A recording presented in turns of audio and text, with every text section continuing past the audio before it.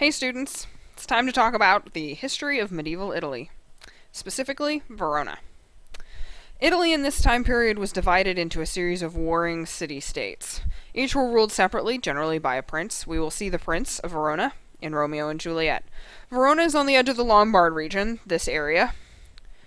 And the Lombard region in medieval Italy is a particularly battle-strewn time period and location. So, Verona is right on the edge of that, but they see plenty of fighting. Romeo and Juliet is probably set between 1300 and 1500.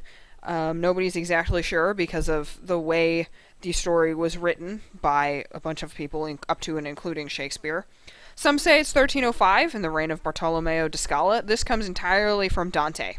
Dante lived in Verona in the early 1300s, makes mention of the two feuding families, the Montecchis and the Capuletti, in his book, The Inferno, which is published in the mid-1300s, which lends some credence to the idea that it is set in around 1305.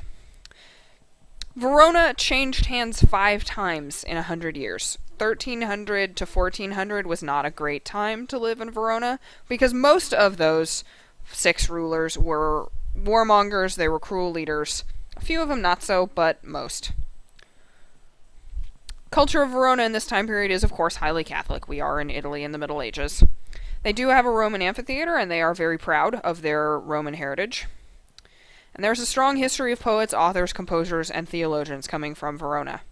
They are also particularly proud of a number of authors that they welcomed who had been exiled from their own cities. Dante Alighieri, who I mentioned before, is the most famous of these. History of Romeo and Juliet itself. First written record of the story, aside from the classical tale of Pyramus and Thisbe, which is similar in theme and main idea, is Mariotto and Gianosa by Masuccio Salernitano, which was written in 1476, so considerably after the time period that we are thinking it is set in. Salernitano sets his story in Siena, and he swears that the story happened in his lifetime. Did it? Probably not.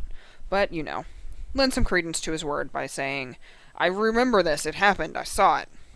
There is some evidence of the story of 2 lovers who kill themselves because their families are fighting as an oral story in Italy before and after Salernitano's story is written.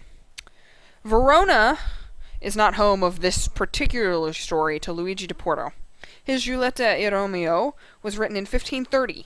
He's the one who moved it to Verona, most likely because Verona is well known for its continuing feuds. In 1554, Matteo Bandello published his version of Giulietta e Romeo, also in Italian, and it was translated into French by a dude whose name we're not going to try and pronounce in 1559. In 1562, Arthur Brooke translated the French guy's story into English as a narrative poem. Shakespeare's version, we don't exactly know when it was published. Remember, we could write a book with the things we don't know about Shakespeare. But it was likely published between 1591 and 1595, based on his writing style that matches other plays written in that time period. And Shakespeare's version is a fairly faithful dramatization of Brooke's poem. So, Shakespeare is basing his play off a poem which is based off a French translation of an Italian story that's been around for a couple 100 years. So, come to class tomorrow prepared to do stuff with what we know about Shakespeare, what we know about Italy, and what you think you know about Romeo and Juliet. I'll see you guys tomorrow.